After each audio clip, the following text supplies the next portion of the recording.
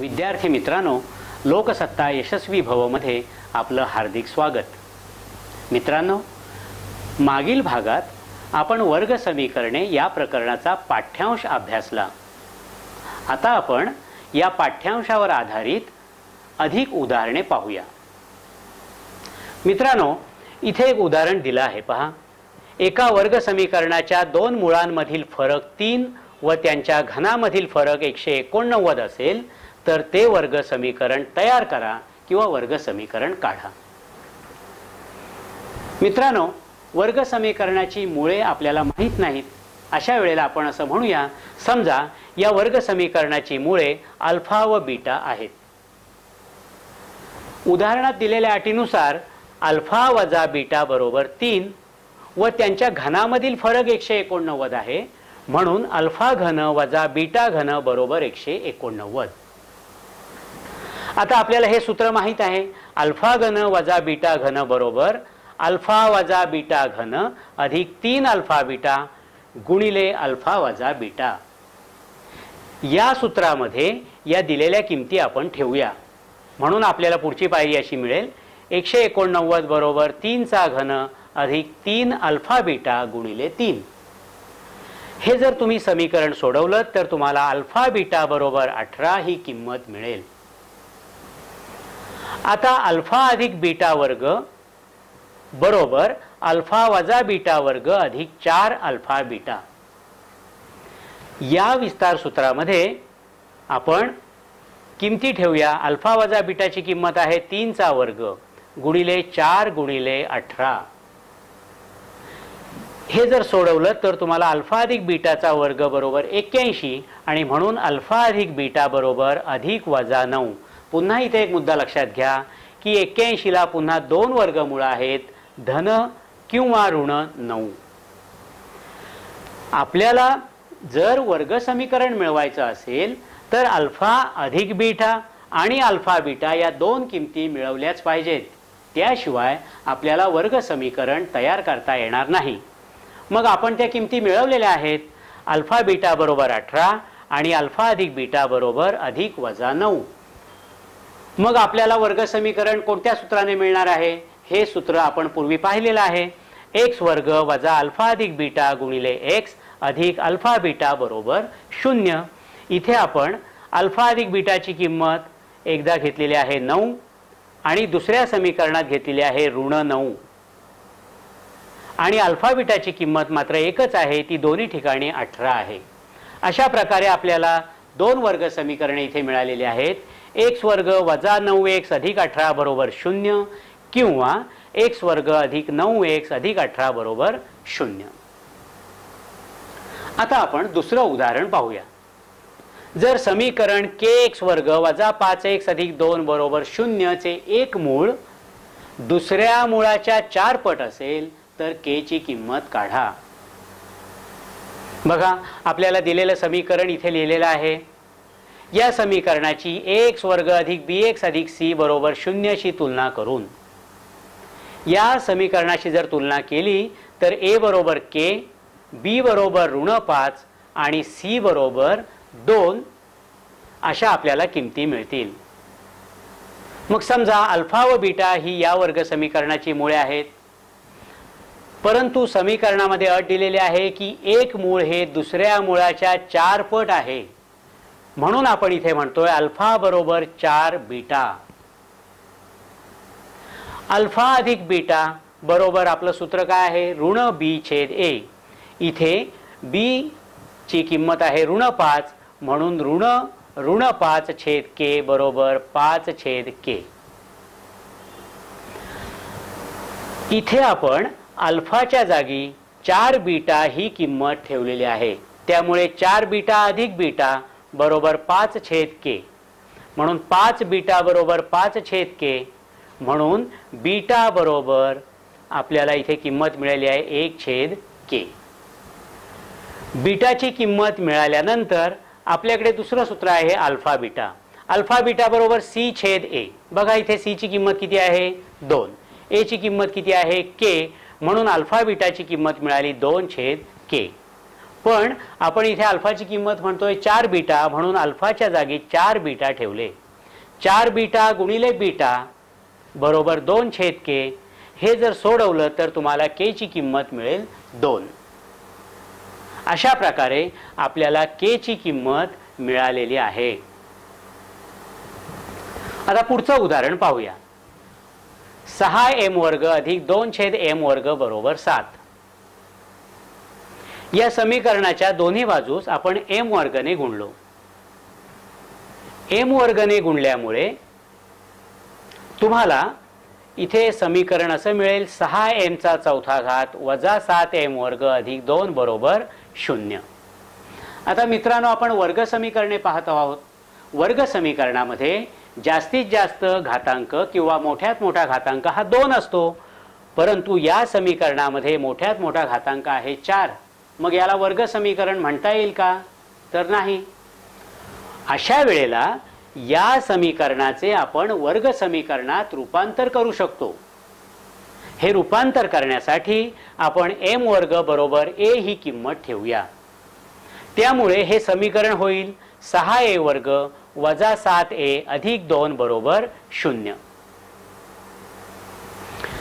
6a वर्ग वजा 7a अधिक 2 बरोबर 0 हे वर्ग समीकरण आहे. आता मघाच्या पद्धतीने आपण याचे अवयव पाडणार आहोत. बघा, प्रथम 6 दुणे 12, म्हणून 12चे असे अवयव शोधा ज्यांची बेरीज 7 येईल, ऋण 7. बघा, ते अवयव आहेत 4 आणि 3. 3 चौक 12 आणि त्यांची बेरीज येते 7. म्हणून आपण वजा 7a ही फोड अशी केलेली आहे, वजा 3a आणि वजा 4a. सामायिक अवयव शोधा. सोडवल्यानंतर तुम्हाला शेवटी m बरोबर अधिक वजा 1/2 किंवा m बरोबर अधिक वजा वर्गमूळ चिन्हामध्ये 2/3 या मुळांचा समावेश झालेला आहे किंवा ही मुळे आपल्याला मिळालेली आहेत. म्हणून m बरोबर 1/2 किंवा m बरोबर वजा 1/2 किंवा m बरोबर √2/3 किंवा m बरोबर ऋण वर्गमूळ चिन्हामध्ये 2/3 अशा एकूण 4 किमती तुम्हाला मिळालेल्या आहेत.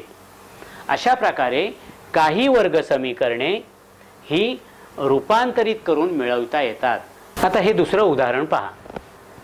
जर समीकरण kx वर्ग वजा 5x अधिक 2 बरोबर 0 चे एक मूळ दुसऱ्या मुळाच्या 4 पट असेल तर k ची किंमत काढा. बघा, हे दिलेलं समीकरण आपण इथे लिहिलेलं आहे. या समीकरणाची ax वर्ग अधिक bx अधिक c बरोबर 0 शी तुलना करून तुम्हाला a बरोबर k, b बरोबर ऋण 5 आणि c बरोबर 2 या किमती मिळतात. समजा या वर्ग समीकरणाची मुळे अल्फा व बीटा आहेत. दिलेल्या अटीनुसार अल्फा बरोबर 4 बीटा, कारण एक मूळ हे दुसऱ्याच्या चौपट आहे, म्हणून अल्फा बरोबर 4 बीटा.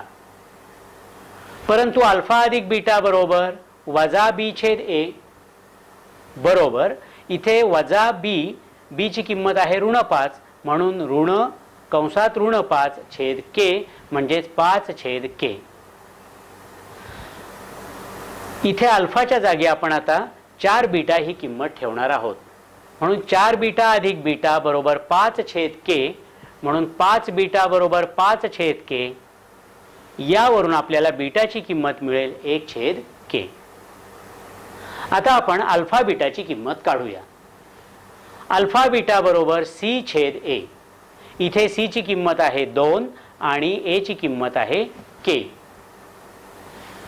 अल्फाची किंमत आपण ठेवणार आहोत 4 बीटा. त्यामुळे 4 बीटा गुणिले बीटा बरोबर 2/k. 4 बीटा वर्ग बरोबर 2/k. परंतु बीटाची किंमत आपल्याला इथे मिळालेली आहे 1/k, ती इथे ठेवली. त्यामुळे 4 गुणिले 1/k चा वर्ग बरोबर 2/k. हे जर समीकरण सोडवलं तर तुम्हाला मिळेल k बरोबर 2. अशा प्रकारे k ची किंमत आपल्याला 2 ही मिळालेली आहे. आता आणखीन एक उदाहरण पाहूया. 6m वर्ग अधिक 2/m वर्ग बरोबर 7. या समीकरणाच्या दोन्ही बाजूस m वर्गने गुणून तुम्हाला समीकरण मिळेल 6m चा चौथा घात वजा 7m वर्ग अधिक 2 बरोबर 0। मित्रांनो, आपण वर्ग समीकरणांचा अभ्यास करत आहोत आणि वर्ग समीकरणामध्ये मोठ्यात मोठा घातांक हा 2 असतो। मग इथे तर घातांक 4 आहे, हे वर्ग समीकरण नाही। परंतु या समीकरणाला आपण वर्ग समीकरणात रूपांतरित करू शकतो। त्यासाठी आपण m वर्ग बरोबर a ही किंमत ठेवूया। त्यामुळे तुम्हाला समीकरण मिळेल 6a वर्ग वजा 7a अधिक 2 बरोबर 0। आता पहा, 6 दुणे 12 चे अवयव ज्यांची बेरीज वजा 7a आहे ते अवयव आहेत वजा 3a आणि वजा 4a। सामायिक अवयव शोधला 3a कंसात 2a वजा 1, इथे सामायिक आहे वजा 2 कंसामध्ये 2a वजा 1 बरोबर 0। म्हणून 2a वजा 1 गुणिले 3a वजा 1 बरोबर 0। यावरून तुम्हाला 2a वजा 1 बरोबर 0 किंवा 3a वजा 2 बरोबर 0 अशा किमती मिळतात। आता आपण या a च्या जागी m वर्ग ही किंमत ठेवूया, कारण आपलं मूळ समीकरण हे m वर्ग किंवा m या चलामध्ये आहे। म्हणून तुम्हाला मिळेल 2m वर्ग वजा 1 बरोबर 0 किंवा 3m वर्ग वजा 2 बरोबर 0। म्हणून m वर्ग बरोबर 1/2 किंवा m वर्ग बरोबर 2/3। आता आपण वर्गमूळ काढूया।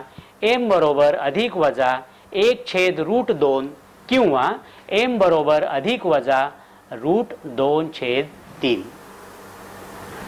अशा प्रकारे इथे m च्या 2 किमती मिळालेल्या आहेत आणि इथे m च्या 2 किमती मिळालेल्या आहेत। म्हणजेच या समीकरणाला एकूण 4 मुळे आहेत। ती आपण पुन्हा एकदा लिहिलेली आहेत। m बरोबर 1/√2 किंवा m बरोबर ऋण 1/√2 किंवा m बरोबर √2/3 किंवा m बरोबर ऋण √2/3। अशा प्रकारे काही समीकरणे वर्ग समीकरणात रूपांतरित करता येतात आणि त्यांची उकल आपल्याला मिळवता येते, त्याची मुळे आपल्याला मिळवता येतात। आता हे एक उदाहरण पहा। n बाजू असलेल्या सुसम बहुभुजाकृती बहुभुजाकृतीच्या बाह्य कोनाचे माप n वर्ग बाजू असलेल्या सुसम बहुभुजाकृतीच्या बाह्य कोनाच्या मापापेक्षा 50 अंशाने अधिक आहे, तर प्रत्येक सुसम बहुभुजाकृतीच्या बाजूंची संख्या काढा। n बाजू असलेल्या सुसम बहुभुजाकृतीच्या बाह्य कोनाचे माप हे 360 छेद बाजूंची संख्या या सूत्राने मिळते। मग ज्या बहुभुजाकृतीच्या n बाजू आहेत तिच्या बाह्य कोनाचे माप आपल्याला मिळेल 360 छेद n। त्याचप्रमाणे n वर्ग बाजू असलेल्या सुसम बहुभुजाकृतीच्या बाह्य कोनाचे माप बरोबर 360 छेद n वर्ग। परंतु उदाहरणामध्ये आपल्याला अट दिलेली आहे की n बाजू असलेल्या सुसम बहुभुजाकृतीच्या कोनाचे माप हे n वर्ग बाजू असलेल्या सुसम बहुभुजाकृतीच्या बाह्य कोनाच्या मापापेक्षा 50 ने अधिक आहे। याचा अर्थ त्या दोघांमधील फरक 50 आहे। म्हणून 360 छेद n वजा 360 छेद n वर्ग बरोबर 50 हे समीकरण आपल्याला मिळते। या समीकरणाला जर सोपे रूप दिले तर आपल्याला असं वर्ग समीकरण मिळेल 5n वर्ग वजा 36n अधिक 36 बरोबर 0। 36 गुणिले 5 180, 180 चे अवयव ज्यांची बेरीज 36 मिळेल किंवा यांची बेरीज ऋण 36 मिळेल असे कोणते अवयव आहेत? तर ते अवयव आहेत वजा 30n आणि वजा 6n। पुढे सामायिक अवयव काढला 5n कंसात n वजा 6 वजा 6 कंसात n वजा 6। हे समीकरण सोडवल्यानंतर तुम्हाला पुढे n बरोबर 6 किंवा n बरोबर 6/5 या दोन किमती मिळतील। परंतु मित्रांनो, बहुभुजाकृतीच्या बाजूंची संख्या अपूर्णांकात असणं शक्य नाही आणि म्हणून n ची किंमत ही 6/5 असणे शक्य नाही. n is not equal to 6/5 आणि म्हणून n ची इष्ट किंमत आहे 6. त्यावरून n वर्गची किंमत मिळेल 6चा वर्ग बरोबर 36. म्हणून आपण असं म्हणू शकतो की दिलेल्या सुसम बहुभुजाकृतीची बाजूंची संख्या 6 आणि 36 आहे. इथे बाजूंची संख्या आहे त्यामुळे याला एकक येणार नाही. आणखीन एक उदाहरण पाहूया.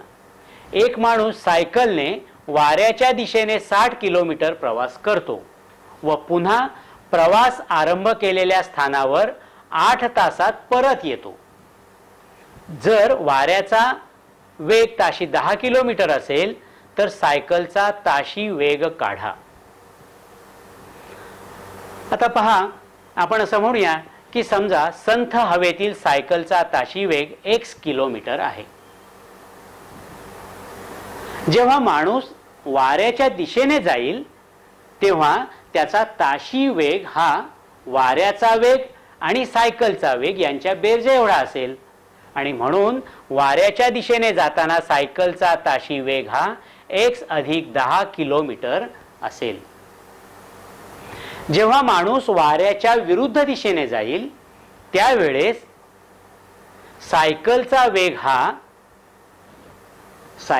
वेग हा 10 किलोमीटरने कमी होणार आहे म्हणून तो असेल x वजा 10 किलोमीटर. म्हणून माणसाला वाऱ्याच्या दिशेने 60 किलोमीटर अंतर जाण्यास लागणारा वेळ बरोबर 60/x अधिक 10 तास. तसेच वाऱ्याच्या विरुद्ध दिशेने जाताना लागणारा वेळ बरोबर 60/x वजा 10 तास.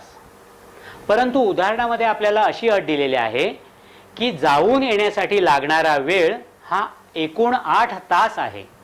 म्हणून हे जे दोन वेळ आहेत त्यांची आपण बेरीज केली 60/x अधिक 10 अधिक 60/x वजा 10 बरोबर 8. हे समीकरण जर सोडवलं तर आपल्याला शेवटी वर्ग समीकरण मिळेल x वर्ग वजा 15x वजा 100 बरोबर 0. हे वर्ग समीकरण सोडवलं तर आपल्याला x च्या दोन किमती मिळतात. एक आहे x बरोबर 20 किंवा x बरोबर ऋण 5. मित्रांनो, वेग कधी ऋण नसतो आणि म्हणून x ची किंमत ऋण 5 असणार नाही. x is not equal to -5 म्हणून x बरोबर 20.